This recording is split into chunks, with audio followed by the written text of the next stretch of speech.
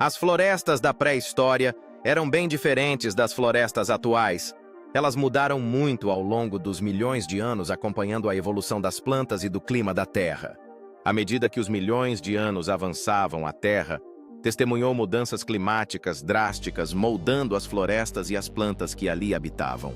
Essas mudanças não apenas transformaram a vegetação, mas também influenciaram a fauna que dependia dessas florestas para sobreviver.